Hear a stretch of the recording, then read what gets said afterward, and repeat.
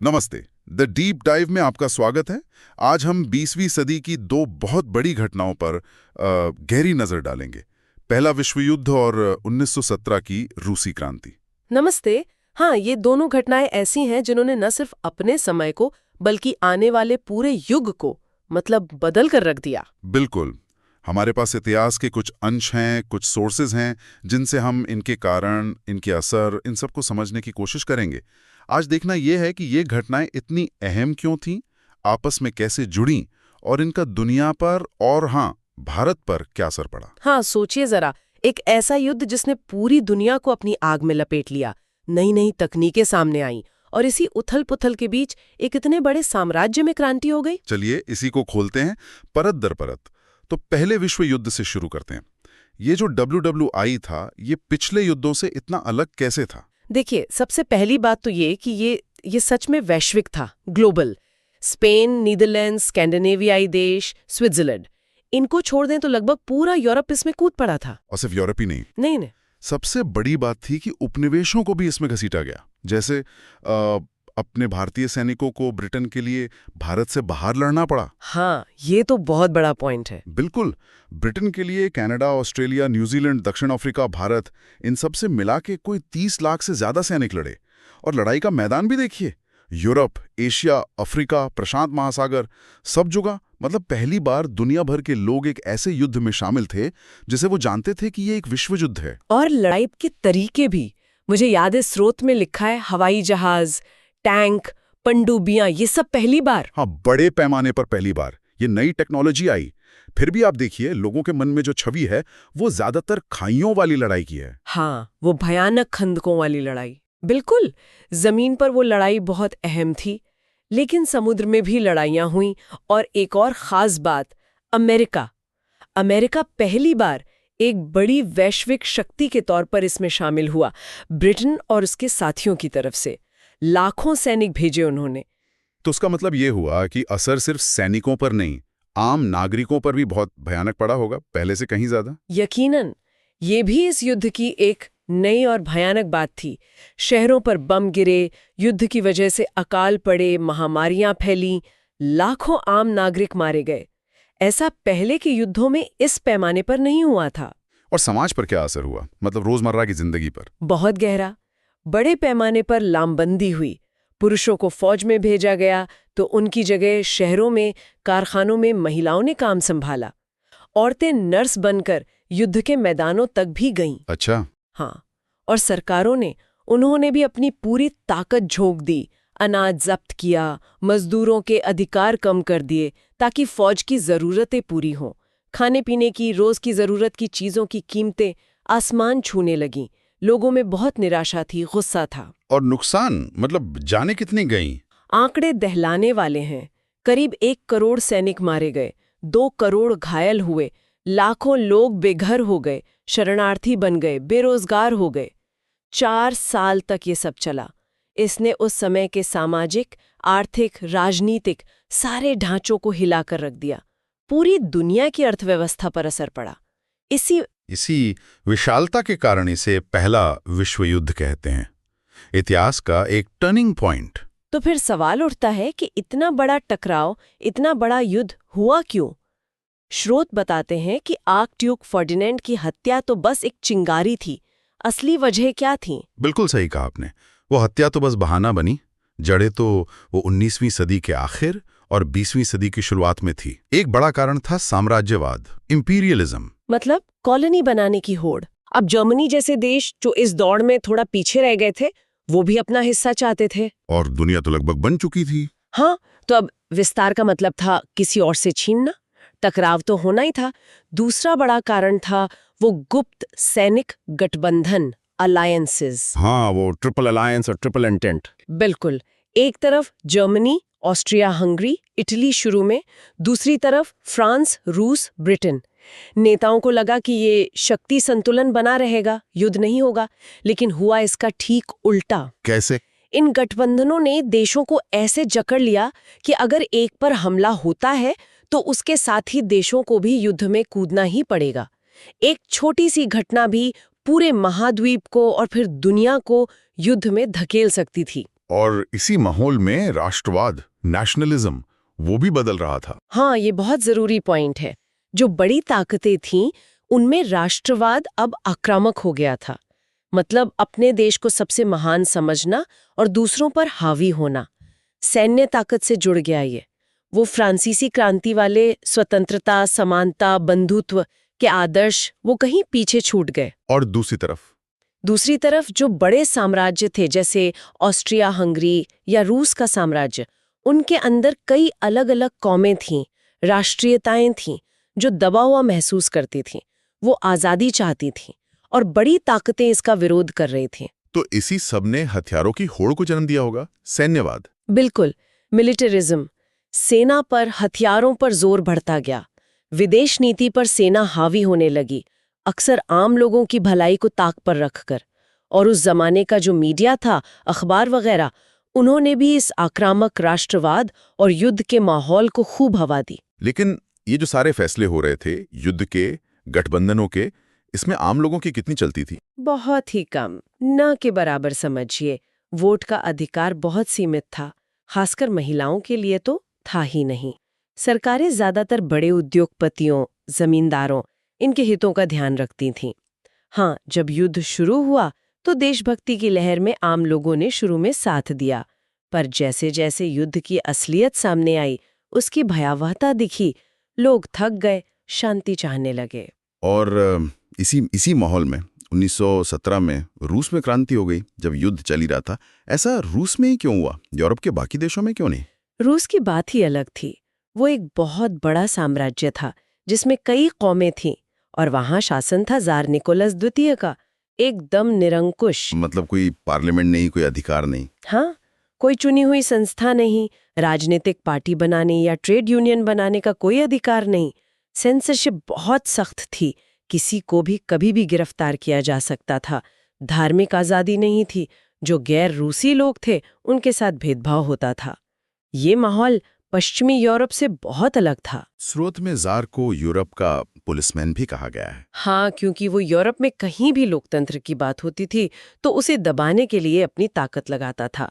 तो देखिए, राजनीतिक व्यवस्था तो एकदम पुरानी, दमनकारी थी। लेकिन दूसरी तरफ रूस में आर्थिक और सामाजिक बदलाव हो रहे थे। उद्योग लग रहे थे, शहर बढ़ रहे थे। इससे लोगों में नई उम्मीदें भी जग रही थीं और गुस्सा भी बढ़ रहा था। और अपनी बात कहने का कोई रास्ता नहीं था। बिल्कुल, कोई संसदीय रास्ता था नहीं। तो ऐसे में क्रांति ही एक रास्ता नजर आता था। ठीक है, तो ये जो गुस्सा था, इसकी खास वजहें क्या थी? किसानों की बात करें पहले, वो तो बहुत बड़ी आबादी थे। किसानों में तो जबरदस्त गुस्सा था। देखिए, वहां दास किसानों, सर्व्स को आज़ादी मिली, लेकिन बहुत देर से, 1861 में। और जो भूमि सुधार हुए वो अधूरे थे।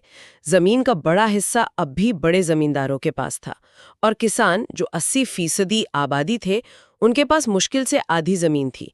तो जमीन की मांग बहुत बड़ी थी। और उन्हें आज़ादी की कीमत भी देनी पड़ी। हाँ, उन्हें जमीन और आज़ादी के लिए भारी मुआवजा देना पड़ा, जिससे वो कर्ज में डूब गए।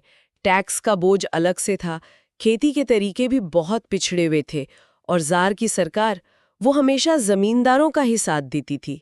किसानों का कोई भी विद्रोह होता, उसे बेरहमी से कुचल दिया जाता। ये जो गहरा असंतोष था, ये क्रांति की जमीन तैयार कर रहा था। और शहरों में मजदूर, स्रोत कहता है कि उनका आंदोलन शायद बाकी यूरोप से ज्यादा मजबूत था। ये कैसे? हाँ, ये दिलचस्प है।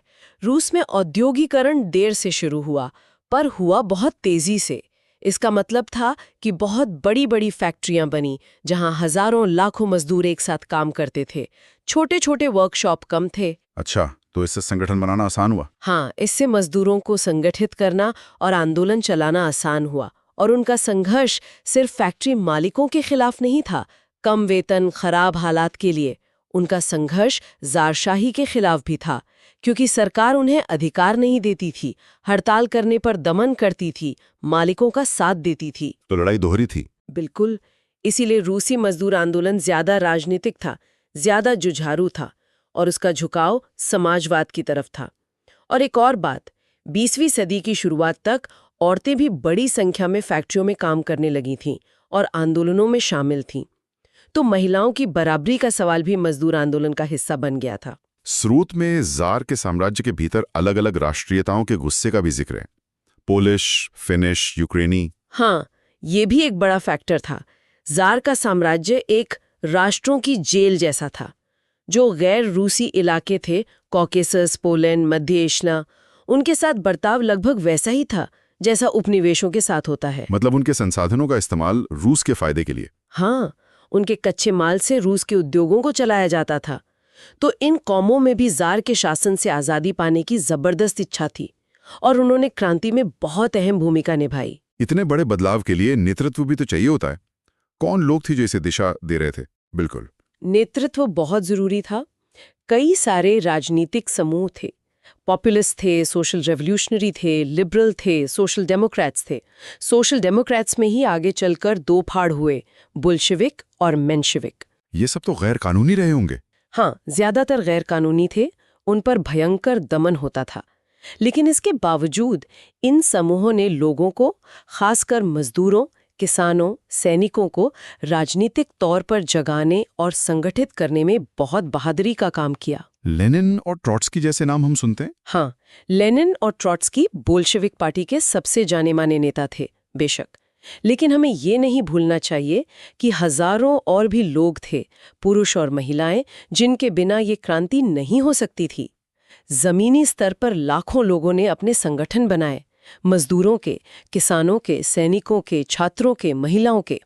कई संगठन इन पार्टियों से जुड़े भी थे। तो ये क्रांति सिर्फ 1917 में अचानक नहीं हुई, इसकी एक पृष्ठभूमि थी। नहीं, बिल्कुल नहीं। ये एक लंबी प्रक्रिया थी। आप कह सकते हैं कि इसकी शुरुआत 19वीं सदी में ही हो गई थी, जब पढ़े लिखे लोग, बुद्धिजीवी, जार के शासन की आलोचना करने लगे थे। 20वीं सदी आते आते ये एक जन आंदोलन बन गया था। 1905 की क्रांति का जिक्र आता है। हाँ, 1905 में पहली बड़ी क्रांति हुई। उसे जार ने दबा तो दिया, लेकिन जैसा लेनिन ने बाद में कहा, वो 1917 की क्रांति की ड्रेस रिहर्सल थी। लोगों ने उससे सीखा। उस समय क्या मांगे थी 1905 में? मुख्य मांगे थी, एक लोकतांत्रिक गणराज्य बने, सबको वोट का अधिकार मिले, किसानों को जमीन मिले, मजदूरों के काम के घंटे कम हो, वेतन बढ़े, महिलाओं को बराबरी का दर्जा मिले और जो अलग अलग राष्ट्रीयताएं हैं उन्हें आत्मनिर्णय का अधिकार हो।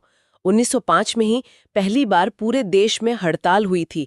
सेना और नौसेना के कुछ हिस्सों ने बगावत की थी और पहली बार सोवियत यानी मजदूरों और सैनिकों की परिषदें बनी थीं। और फिर पहले विश्व युद्ध ने आग में घी का काम किया। बिल्कुल, युद्ध ने ज़ारशाही की सारी कमजोरियां सामने ला दी। लगातार हार, लाखों मौतें, खाने की कमी, लोगों का सब्र टूट गया। 1917 आते आते रूस बिल्कुल तैयार था एक बड़े बदलाव के लिए। फरवरी क्रांति की शुरुआत तो पेट्रोग्राद, जो आज सेंट पीटर्सबर्ग है, में महिला मजदूरों ने की थी, रोटी की मांग को लेकर। और फिर सैनिक भी साथ आ गए। हाँ, जब सैनिकों ने उन पे गोली चलाने से इनकार कर दिया तो बस जार का शासन खत्म हो गया। जार तो हट गया। उसके बाद एक अस्थाई सरकार बनी, प्रोविजनल गवर्नमेंट। उसने राजनीतिक आज़ादी तो दे दी, लोग खुल के बोल सकते थे, संगठन बना सकते थे, लेकिन जो असल मुद्दे थे, युद्ध खत्म करना, किसानों को जमीन देना, फैक्ट्रियों पर मजदूरों का नियंत्रण, उन पे वो सरकार कुछ नहीं कर पाई। युद्ध चलता रहा। और इसी वजह से अक्टूबर क्रांति हुई। हाँ, बिल्कुल। यहीं पर लेनिन और बोल्शेविक पार्टी ने लीड ली। उन्होंने लोगों की सीधी साधी मांगों को आवाज दी। शांति, रोटी, जमीन। उन्होंने उद्योगों पर मजदूरों के नियंत्रण की बात की, सभी कौमों को आत्मनिर्णय का अधिकार देने की बात की। तो लोगों ने उनका साथ दिया। जबरदस्त साथ दिया। मजदूरों, सैनिकों, किसानों की जो सोवियतें थीं, उनमें बोल्शेविकों को बहुमत मिलने लगा। और फिर अक्टूबर 1917 में अगर हम अंतर्राष्ट्रीय कैलेंडर देखें तो 7 नवंबर, बोल्शेविकों ने अस्थायी सरकार को हटाकर सत्ता अपने हाथ में ले ली। ये सिर्फ कुछ लोगों का सत्ता पर कब्जा नहीं था, इसके पीछे एक बड़ा जनसमर्थन था। इसीलिए इसे बोल्शेविक क्रांति कहते हैं। तो सत्ता में आने के बाद बोल्शेविकों ने किया क्या? उनकी नीतियां क्या थीं? क्या बड़े बदलाव लाए वे? उनका लक्ष्य था रूस में समाजवाद की नींव डालना। तो सबसे पहला काम उन्होंने किया, रूस को विश्व युद्ध से बाहर निकालना, शांति स्थापित करना। और अर्थव्यवस्था में बड़े बदलाव किए। उत्पादन के जो साधन थे, जमीन, फैक्ट्री, बैंक, उन पर से निजी मालिकाना हक खत्म कर दिया। उनका राष्ट्रीयकरण कर दिया गया। मतलब वो अब सरकार की यानी जनता की संपत्ति बन गए। कारखानों के प्रबंधन में मजदूर संगठनों का दखल बढ़ गया। और किसानों के लिए जमीन का क्या हुआ, वो जो बड़ी मांग थी? उसके लिए नवंबर 1917 में ही भूमि फरमान लैंड डिक्री जारी किया। जितनी भी जमींदारी थी वो सब खत्म कर दी गई। जमीन किसानों को दे दी गई, वो उसे इस्तेमाल कर सकते थे अपने परिवार के लिए, लेकिन उसे बेच या गिरवी नहीं रख सकते थे। यहाँ सोच में ही एक बुनियादी फर्क दिख रहा है। मुनाफा कमाने की जगह सबकी जरूरतें पूरी करना। हाँ बिल्कुल। अब संसाधनों का इस्तेमाल मुनाफे के लिए नहीं बल्कि सभी लोगों की भलाई के लिए करना था। अर्थव्यवस्था को चलाने के लिए केंद्रीकृत योजना, सेंट्रलाइज्ड प्लानिंग शुरू की गई। ये एक नया प्रयोग था जिसे बाद में भारत ने भी आजादी के बाद अपनाया। और सामाजिक नीतियां, शिक्षा, स्वास्थ्य, नई व्यवस्था का लक्ष्य था सामाजिक न्याय। सबको मुफ्त इलाज मिले, सभी बच्चों को मुफ्त और एक समान शिक्षा मिले, बेरोजगारी भत्ता मिले, कला और संस्कृति तक सबकी पहुंच हो। हाँ, इन सबको लागू करने में समय लगा, मुश्किलें आईं, लेकिन लक्ष्य यही था।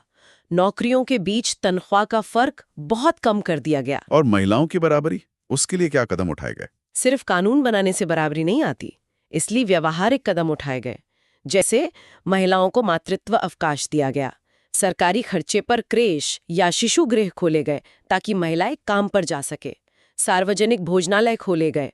कोशिश ये थी कि घर के काम का बोझ महिलाओं पर कम हो और वो समाज और राजनीति में बराबर की भागीदार बन सकें।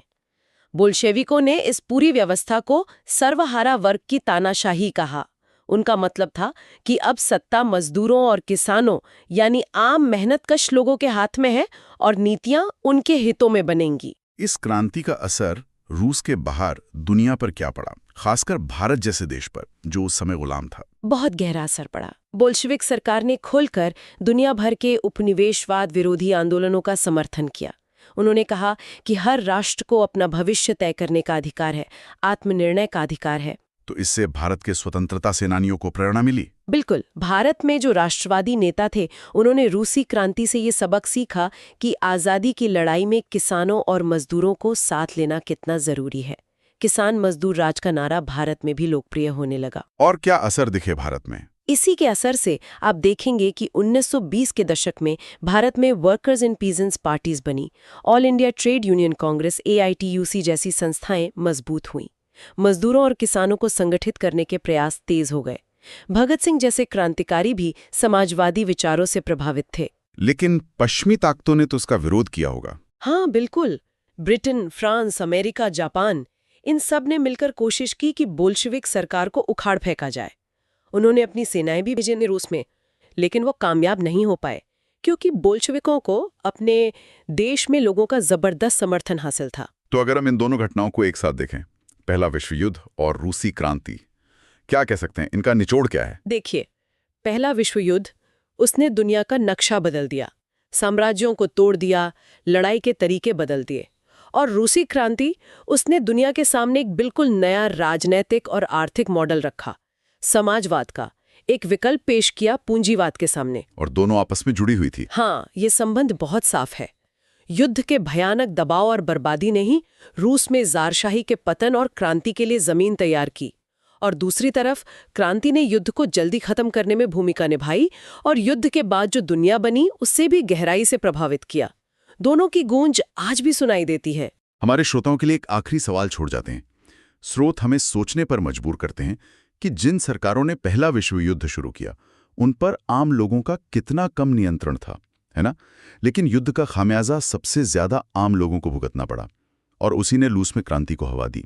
जरा सोचिए, अगर इन विनाशकारी घटनाओं से पहले सरकारों में, फैसलों में आम लोगों की भागीदारी ज्यादा होती तो क्या 20वीं सदी का इतिहास कुछ अलग होता?